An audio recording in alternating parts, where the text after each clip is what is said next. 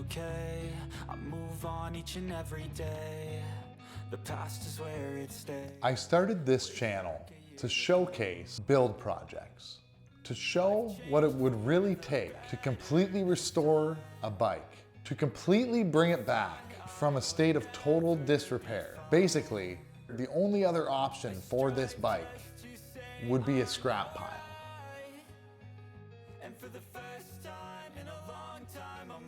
We looked for a long time to find a bike that would be suitable to be a showpiece of this channel. Canada's worst dirt bike, Project 93.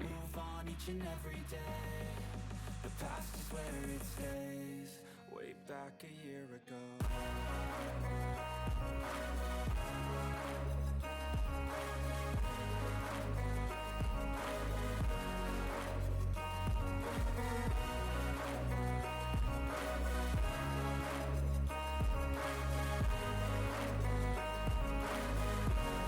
Project 93 didn't start out like this. So let's take a quick look back at where this whole build started.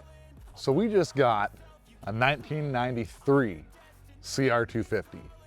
Now you can tell this bike has been abused. It's seen a lot better days, that's for sure. So we're gonna go over this bike and show you guys what to look for when buying a used dirt bike.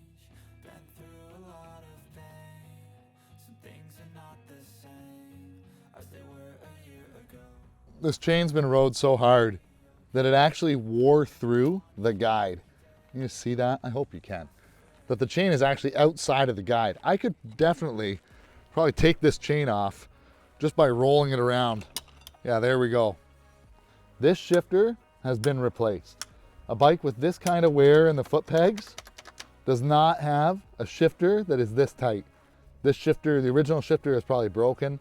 The original 3 shifters have probably broken. Would I recommend anybody buy this dirt bike? No, do not. If you show up and the bike looks like this, feels like this, do not take that bike home because you missed 50% of what you were gonna buy. There's stuff I missed, but I didn't care.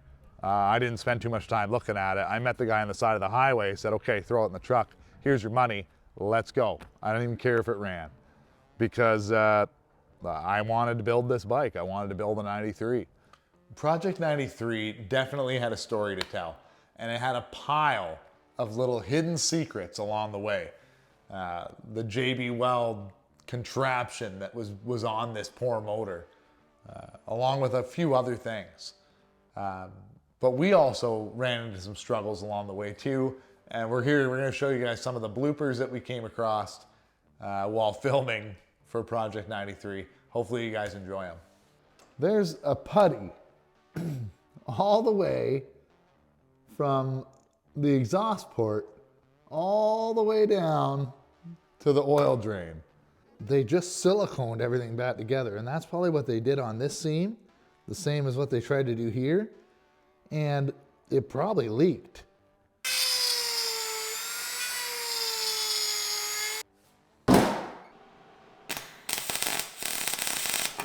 There's obviously some nicks from over the year. I'm not, on this bike, I am not going to fill every rock ding and everything, but we got the major portion of it out, and it's really gonna help this frame of Project 93 here come together.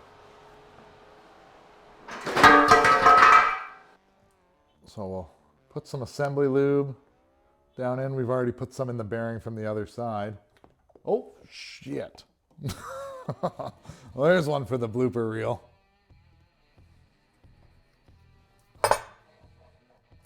Oh, shit. Yep. That just happened. I don't know what I was thinking.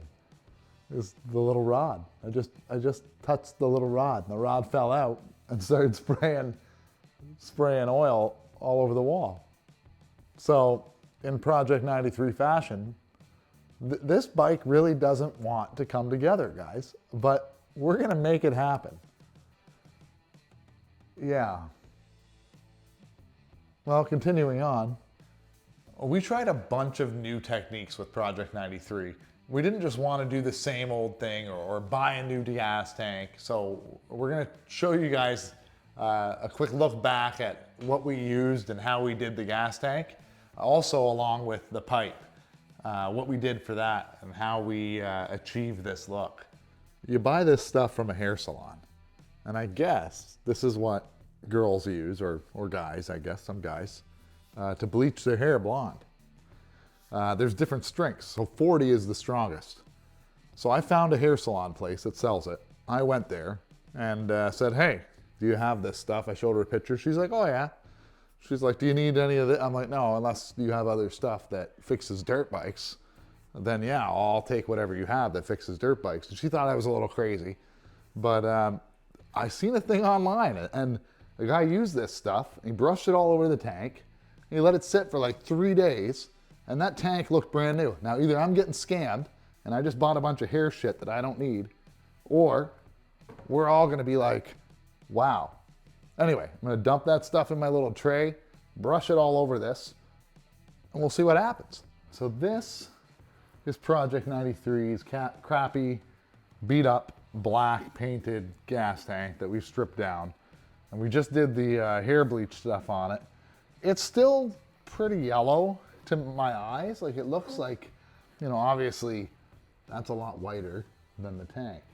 But if you compare it to the 96 tank, which is in really good shape, it's pretty close. Like it's pretty good, guys. So I've never seen this done. And because of YouTube and all the restrictions on certain things, I don't know if I can explain what this is, but I can tell you this is cold bluing, okay? And it makes metal rust, and it you will apply it. There's certain words you just can't say on YouTube. So you apply this, and it has other processes. If you look up Brownell's Oxy Blue, there'll be a lot of videos and information on what it's used for and how to apply it. But I'm going to show you how to apply it.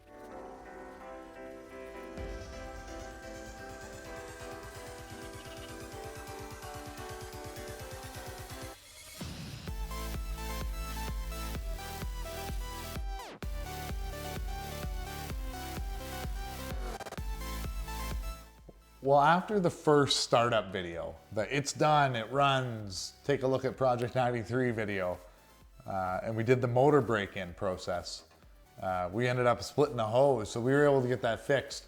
And we were able to get out on the weekend and get a little bit of riding footage to show what we can from Project 93. So hopefully you guys like what we got, but here's a little clip.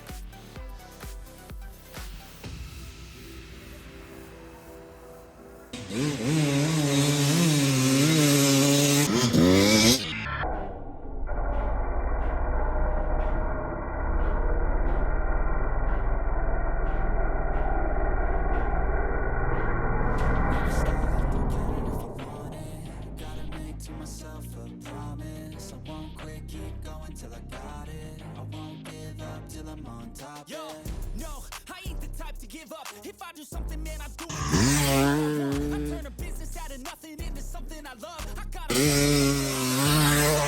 I flip the switch, never miss when I hold.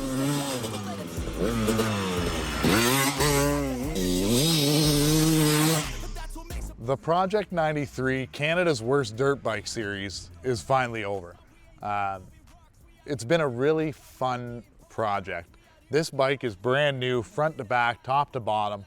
And I'd be really hard to say that this is Canada's worst dirt bike anymore. It's pretty much got a brand new everything. Anyway, for everybody that's been watching, thanks a lot for following along with the build series. If you're new to the channel, you know, hopefully you like the build series and you'll go back and watch it. The transformation that this bike went through from start to finish. It's really hard to believe. And we documented the whole thing. So hopefully you guys like that. For everybody who's watching, leave a comment down below. Let me know if you like this kind of build series, if you guys want to see more riding videos, you guys want to see more what's in my area, like track-wise and stuff like that. We've been thinking about doing a track build series, but I'd just like to thank everybody. Thank UFO. UFO supplied us with products I didn't even know they made, like lock-on grips. The UFO dirt bike stand, it is my favorite stand. I've got 10 or 15 different stands. I don't even use them anymore.